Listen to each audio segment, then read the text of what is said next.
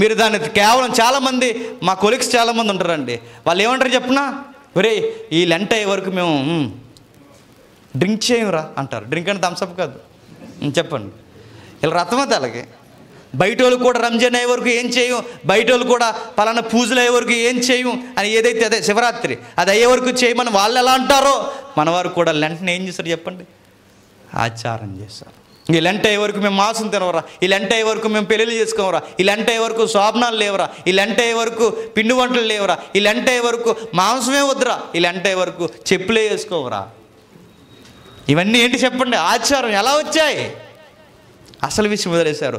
పెద్దలకు కూడా ఎందుకు చెప్పినా శ్రమ దినాల్లో ఎందుకు పెళ్ళిళ్ళు, శ్రమ దినాల్లో ఎందుకు కార్యక్రమాలు పెట్టుకోవద్దంటారంటే ఆ టైం మీరు వేస్ట్ చేయొద్దు. ఆ టైం వేస్ట్ మీరు పెళ్ళి కోసం, పెళ్ళి కనుక మీరు లెంట టైంలో పెట్టుకున్నారనుకోండి, 40 రోజులు దేవునితో గడపాలనుకున్న టైం అంతా పట్టుకొని మీరు ఎక్కడ పెడతారు? ఆ పెళ్ళి కోసం. పెళ్ళి అవుతుందంటే ఎవరు నిద్రవుతాడండి? వాళ్ళు నిద్రవారు, ఇంకెవరు నిద్రవనివ్వరు. అందుకే ఆ టైంలో మీరు టైం అంతా వేస్ట్ చేయొద్దు. 40 రోజులు దేవునికి కంకణం కట్టుకోండి. ఉపవాసంలో స్టామినా పెంచుకోండి, ప్రార్థనలో నాణ్యత పెంచుకోండి, పంచిపెట్టడంలో నాణ్యత పెంచుకోండి, త్యాగంలో పశ్చాత్తాపంలో నాణ్యత పెంచుకుని, ఈ నాణ్యత పెంచుకునే టైంలో ఈ పెళ్ళిళ్ళు శిఖార్లు ఇవన్నీ పెట్టుకోకండి. దేవునికి దగ్గరగా ఉండండి అని నేర్పించారు. ఇదంతా మానేసాం మనం.